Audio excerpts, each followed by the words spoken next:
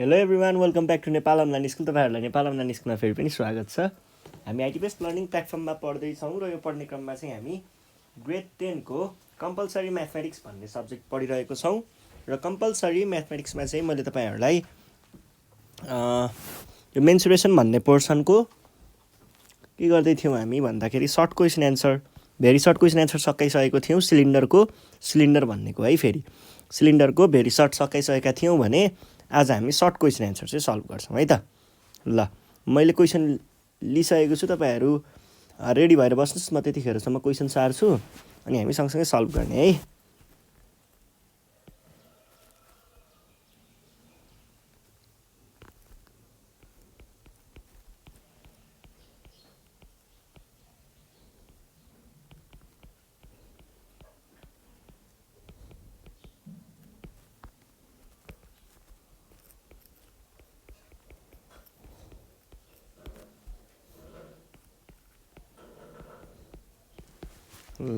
ल सुरु गरौँ है।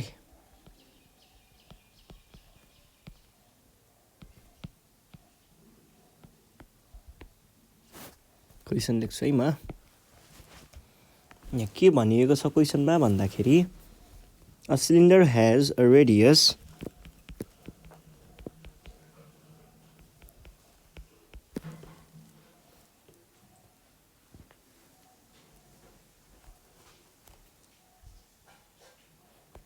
ल हेर्नुहोस् है, a cylinder has radius 7 units भनेर भनेको छ and white 10 unit. Find the following.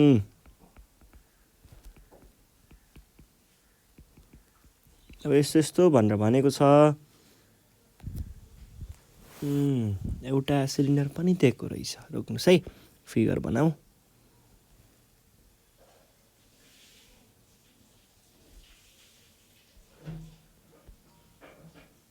होइन, घुम्दैन त यो त।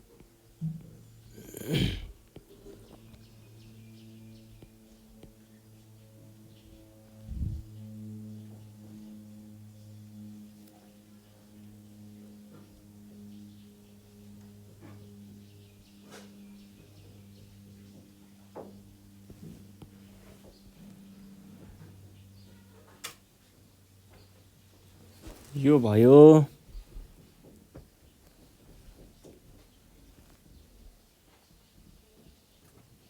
ल, यो भयो हाम्रो सिलिन्डर। सिलिन्डरमा के कुराहरू दिएको छ हेर्नुहोस् त।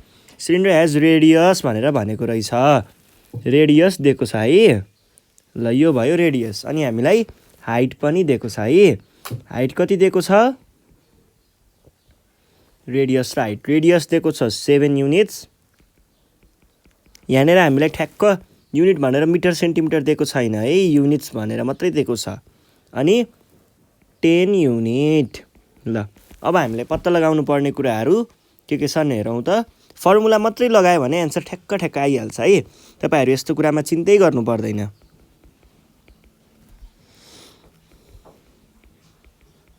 सर्कमफेरेन्स अफ बेस अनि कर्भ सर्फेस एरिया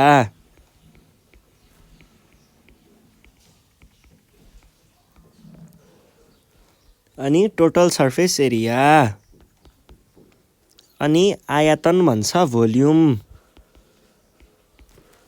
ल हेर्नुहोस् है, अब यहाँनिर के सोधेको हो भन्ने कुरा एकचोटि बुझाइदिन्छु। सर्कमफेरेन्स अफ बेस। बेस भनेको के हो? यो तलको सर्कललाई हामीले बेस भन्ने गरिन्छ। र यो सर्कलको सर्कमफेरेन्स भनेको यो बाहिरको यो आउटलाइनवाला जुन छ नि, यो चिज, यो चाहिँ हाम्रो सर्कमफेरेन्स अफ बेस हो है। र सर्कमफेरेन्स अफ बेस निकाल्ने भनेको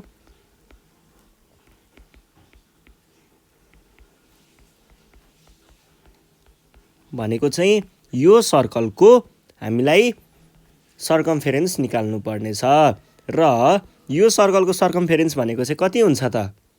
यो सर्कलको सर्कमफेरेन्समा यहाँनिर हामीलाई आर दिइसकेको छ भनेदेखि यो भनेको के हुनु पर्यो?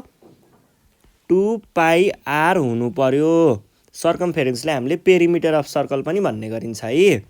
ल, 2 पाई आर भनेको 2 पाई इन्टु 7 भनेको कति आयो 2 पाई टाइम्स 7 भनेको 2 टाइम्स 22/7 इन्टु 7 7 र 7 काट्नुहोस् 44 आएको हो 44 मात्रै लेखेर हुँदैन है युनिट्स भनेर सोधेको छ त्यही भएर युनिट्स पनि लेख्नु है ल यो भयो। अब एउटा टिप्स चाहिँ के भने नि तपाईहरूले म्याथमेटिक्सको क्वेसन सल्भ गर्ने बेलामा मेन्सुरेसनको यो सल्भ गर्ने बेलामा पाईको भ्याल्यु कहिल्यै पनि 3.14 नराख्ने है 22/7 राख्दाखेरि 22/7 चाहिँ बढी प्रिफर गरिन्छ क्या म्याथमा साइन्सतिर अनि त्यो फिजिक्सको क्वेसनहरू यताउता भएको भए 3.14 ठिकै थियो तर म्याथमेटिक्समा चाहिँ सकेसम्म 22/7 नै युज गर्नु होला है अलिकति क्यालकुलेटर हान्ने कुरा त हो नि ल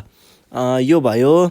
अब हामी जाउँ अर्को क्वेसनमा के भनेको छ अर्को कर्भ सर्फेस एरिया भनेको सिलिन्डरको कस्तोवाला भागलाई हामीले कर्भ सर्फेस एरिया भन्छौँ सिलिन्डरको कर्भ भनेको के हो घुमेको घुमाउरो यस्तो खालकोलाई हामीले कर्भ भन्छौँ नि कस्तो बबाल कर्भ सट हानेर भन्छ नि फुटबल खेल्दा यस्तो कर्भ हाने भन्छ नि चुइँ गएर यस्तो के चुइँ गएर घुमेकोवालालाई हामीले कर्भ सट भन्छौँ नि त्यस्तै यो पनि हेर्नुहोस् है यताबाट हेर्नुभयो भने यो पनि चुइँ घुमेर यसरी फर्केर आउँछ नि यहाँबाट चुइँ घुमेर यसरी फर्केर आउँछ नि यहीँसम्म हो यसरी यो घुमेको भाग चाहिँ हाम्रो कर्भ सर्फेस हुन्छ कर्भ सर्फेस भनेको यो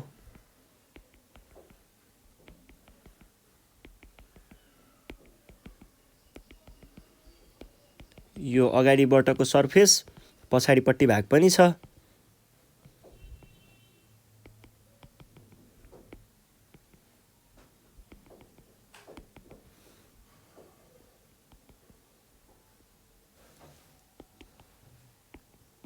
यो चाहिँ हाम्रो कर्भ सर्फेस एरिया हुन्छ है यो पछाडिको मेन्सन गरेको यति बुझ्नुहोस् कि माथिको यो के चाहिँ हुँदैन भन्दा कर्भ सर्फेस एरियामा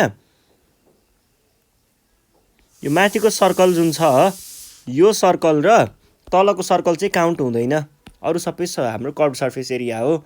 अब यसको मैले फर्मुला डेराइभ गर्ने बेलामा मजाले भनेको छु है के हुन्छ कसरी कर्भ सर्फेस एरिया आउँछ कसरी हामीले यसलाई एक्चुअली त्यो फर्ममा पुर्याइएको हुन्छ भन्ने कुराहरूलाई मैले कसरी डेराइभ गरेको थिएँ एउटा रेक्टेङ्गुलर पेपरको एउटा पेपरलाई भनौँ न पेपरलाई घुमाउरो पारेर यो पोइन्टलाई जोड दिँदाखेरि यो पोइन्टलाई एकै ठाउँमा ल्याएर जोड्दाखेरि यो कस्तो बन्थ्यो यस्तो बन्थ्यो भनेर भनेको अनि यहाँबाट यस्तो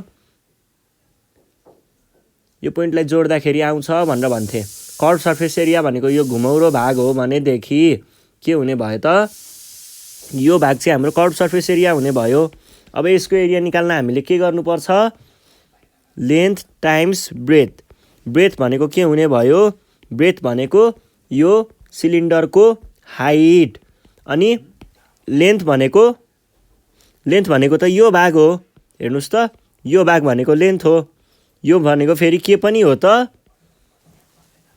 बेस एरियाको के हो बेस एरियाको पेरिमिटर अथवा सर्कमफेरेन्स भनौँ न सर्कमफेरेन्स भने पछाडि हामीले के लेख्नु पर्ने भयो त यहाँनिर कर्भ सर्फेस एरिया भनेको 2 पाई आर कहाँबाट आयो सर्कमफेरेन्सबाट टाइम्स लेन्थ टाइम्स ब्रेथ भनेको हाइट भने पछाडि 2 पाई इन्टु आरको भ्याल्यु 7 युनिट्स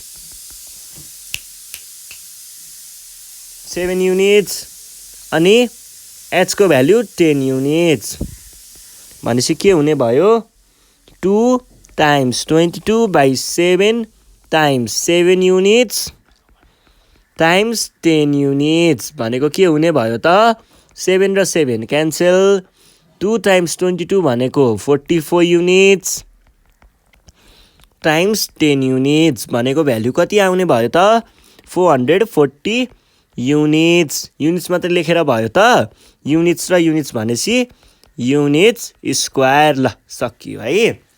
अब हामी जाउँ अर्को क्वेसनले के सोधिरहेको छ total surface area. Total surface area भनेको के हो त? टोटल सर्फेस एरिया भनेको यो सिलिन्डरमा भएको जताबाट पनि हामीले देखिन्छ नि, जुन सर्फेस देखिन्छ नि, जति पनि सर्फेस हामीले यो सिलिन्डरमा देख्न सकिन्छ त्यो सबै सर्फेसहरू चाहिँ हाम्रो टोटल सर्फेस एरिया हो। अब के पर्छ त टोटल सर्फेस एरियामा भन्ने पनि कुरा आउनसक्छ। टोटल सर्फेस एरिया भनेको यो कर्भ सर्फेस एरिया जुन छ अघि मैले देखाएको घुमाएर त्यो त्यो त देखिन्छ घुमेको भाग। हामीले सिलिन्डरको यो माथिको भाग पनि देख्न सकिन्छ, तलको भाग पनि देख्न सकिन्छ भने पछाडि एउटा बेस एरिया, दुईटा बेस एरिया पनि देख्न सकिन्छ। कर्भ सर्फेस एरिया प्लस दुईटा बेस एरिया देख्न सकिने भएको हुनाले हामीले टोटल सर्फेस एरियालाई के भन्छौँ त? CSA प्लस 2 बेस एरिया भनेको। CSA भनेको चाहिँ के हो? CSA भनेको मैले माथि निकालेको छु, यहाँ छ 440 युनिट्स स्क्वायर प्लस 2BA भनेको 2 बेस एरिया। बेस एरिया भनेको पाई आर स्क्वायर। यो भनेको 440 युनिट्स प्लस 2 टाइम्स पाईको भ्याल्यु 22/7 टाइम्स 7 युनिट्सको स्क्वायर। यो भनेको के हुन्छ त?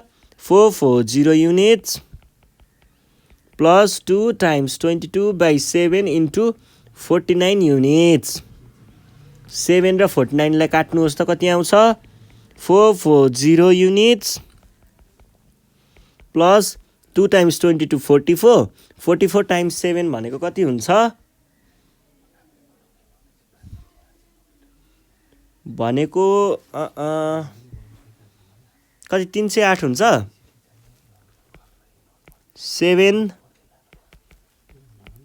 28 7 4 28 टु 308 युनिट्स। यो भनेको युनिट्स स्क्वायर पनि आउँछ होला हौ। भनेको कति आउँछ त? 748 युनिट्स स्क्वायर। यो भनेको हाम्रो एन्सर हो है त। ल सजिलो कुरा थियो, केही पनि गाह्रो छैन है। अब अर्को क्वेसनले के भन्दैछ हेरौँ है त। अर्को क्वेसन भनेको के छ? टोटल सर्फेस एरिया पछि भोल्युम। केही पनि गाह्रो कुरा छैन। भोल्युम भनेको त झन् सबैभन्दा सजिलो। भोल्युम भनेको के हो? भोल्युम भनेको यो चिजले, यो जुन मटेरियल छ, यो सोलिड जुन छ, यसले कति चिज कन्टेन गर्न सक्छ भन्ने सोधेको हो। यसभित्र कति चिज अट्न सक्छ भनेर सोधेको हो। अट्ने कुरा कसरी थाहा हुन्छ? बेस एरिया र केमा भर परेको हुन्छ? हाइटमा, होइन त? अब भनेको बेस एरिया टाइम्स हाइट गऱ्यो भने हामीले भोल्युम निकाल्न सक्छौँ। बेस एरिया भनेको के हो? पाई आर स्क्वायर। हाइट भनेको h नै हुन्छ।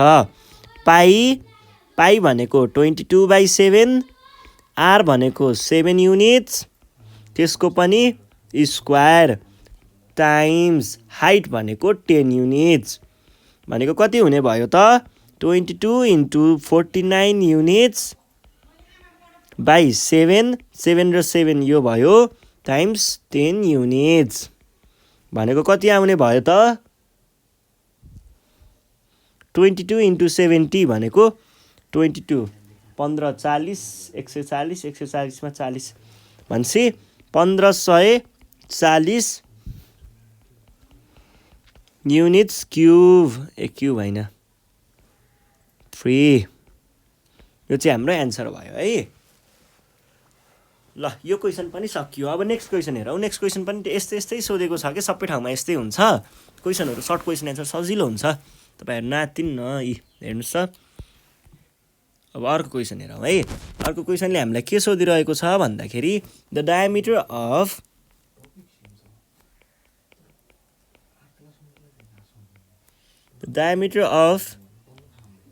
base of a cylinder is 14 centimeter and height is 20 centimeter. Find its CSA. यो भयो है। अब हामीलाई डायमिटर दिएको छ, कर्भ सर्फेस एरिया पत्ता लगाउनु छ। दुई तरिकाले गर्न सकिन्छ है। के हो त भन्दाखेरि एउटा भनेको हाम्रो डाइरेक्ट डायमिटरबाट नै कर्भ सर्फेस एरिया निकाल्ने फर्मुला हुन्छ, एउटा भनेको चाहिँ कर्भ त्यो डायमिटरलाई रेडियसमा चेन्ज गरेर कर्भ सर्फेस एरिया निकाल्ने फर्मुला हुन्छ। ल कुन चाहिँ युज गर्ने पहिला? ल पहिला डायमिटर युज गरेर गर्ने गरौँ है त। गिभन के छ डायमिटर भनेको, डायमिटर डी भनेको चाहिँ क्वेसनले दिएको छ 14 भनेर दिएको छ है, 14। अनि हाइट भनेको, हाइट एच भनेको 20 सेन्टिमिटर। अब हेर्नुहोस् त, अघि हामीले यहाँ डिराइभ गरेको थियौँ नि, कर्भ सर्फेस एरिया भनेको घुमेकोवाला हो, घुमेको भनेको यस्तो हुन्छ, यसमा यसरी हामीले फोल्ड गरेकोलाई यस्तो पेपरलाई घुमायो भने यस्तो हुन्छ, अनि यस्तोमा कर्भ सर्फेस एरियाले यो र योलाई माथिकोलाई लाइ गर्दैन, बिचकोलाई मात्रै लाइ गर्छ, बिचकोलाई लाइ गर्नको लागि त्यसको एरिया हुन्छ। एरिया भनेको लेन्थ टाइम्स ब्रेथ हो, लेन्थ भनेको के हो? सर्कमफेरेन्स हो, सर्कमफेरेन्स ब्रेथ भनेको हाइट हो, हाइट र सर्कमफेरेन्सलाई मल्टिप्लाई गर्ने भनेर पढेको हो। अब त्यसलाई नै हामीले सर्कमफेरेन्सलाई डायमिटरको फर्ममा लेख्नु पर्यो है, त्यो भएपछि हामीले सल्भ गर्न सकिन्छ। ल सिएसए भनेको के भयो? सर्कमफेरेन्स टाइम्स हाइट। सर्कमफेरेन्स भनेको पाइडी हुन्छ डायमिटरको फर्ममा है, अनि हाइट भनेको कति भयो? 22/7 into 14 into 20 equals to 2 4 4 8 88 880 centimetre square लेख्ने सकाइदिने है। यही कुराले तपाईँहरूले रेडियसबाट गर्नुहुन्थ्यो भने, रेडियस भनेको के हुन्छ? डायामिटर बाई 2, डायामिटर बाई 2 भनेको 14 सेन्टिमिटर बाई 2, यो भनेको कति आयो? 7 सेन्टिमिटर। अब सिएसए भनेको हामीले रेडियस युज गरेर गर्नु पर्यो भने 2πRh हुन्छ है। अब 2πR भने 2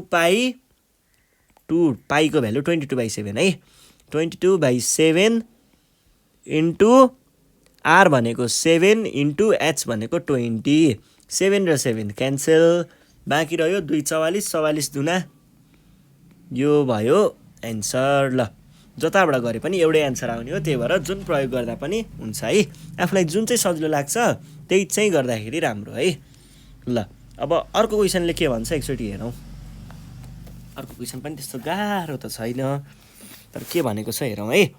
फाइन्ड द भोल्युम, भोल्युम पत्ता लगाउनु पर्ने अरे। Find the volume of the given solid where the radius of base is